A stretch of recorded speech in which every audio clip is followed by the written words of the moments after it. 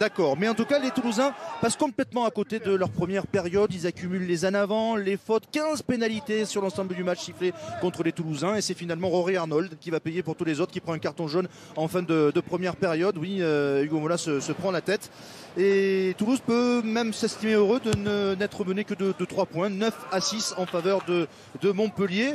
On est à la toute fin de cette première période avec ce ballon pour les Toulousains qui est un peu cafouillé. Finalement ça profite au Montpellierin avec Danglo qui récupère ce ballon juste devant l'embut de Toulouse. Ballon toujours en faveur de Montpellier. On est après la sirène de cette première période, et c'est Alexandre Béconnier, le numéro 8, qui relève ce ballon et qui va aller poser cette balle juste derrière la ligne. Le voilà, le premier essai de Montpellier. Montpellier qui vire en tête à l'issue des 40 premières minutes avec 10 points d'avance pour mener 16-6. Petit recadrage côté toulousain du capitaine Yoann Huget devant les yeux de Romain Tamac et des internationaux qui attendent une réaction de la part de Toulouse. Elle intervient dès le début de la seconde période avec ce ballon écarté jusqu'à Yoann Huget, une action typiquement toulousaine. On multiplie les passes jusqu'à la belle chistera de Baptiste Germain pour Maxime Médard qui va marquer le premier essai des Toulousains. C'est son 86e essai en carrière. Maxime Médard qui remet son équipe dans le match. Toulouse n'est plus mené que de 5 points, 16-11 en faveur de Montpellier. Mais Montpellier fait un bon match devant les yeux de Thomas Ramos, blessé, lui qui explique un petit peu comment ça se passe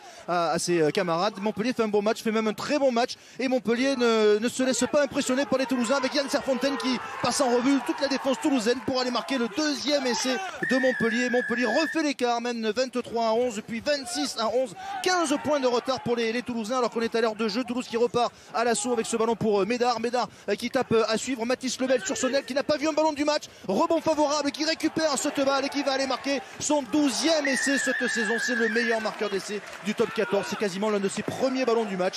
Et bien il va réussir à aller marquer, à remettre une nouvelle fois les Toulousains dans le match. Ils n'ont plus que 10 points de retard, 26-16, mais les Toulousains ne vont pas réussir à éviter toutes les bévues que l'on a vues dans la première mi-temps, à l'image de cette dernière action où ils sont une nouvelle fois à la faute, et c'est Montpellier qui va en profiter pour passer 3 points supplémentaires grâce à Lozowski. Montpellier qui s'impose à Toulouse 29-16 pour la plus grande joie de Philippe Saint-André. C'est la 3e victoire à l'extérieur pour les Montpelliérains, 4 victoires sur les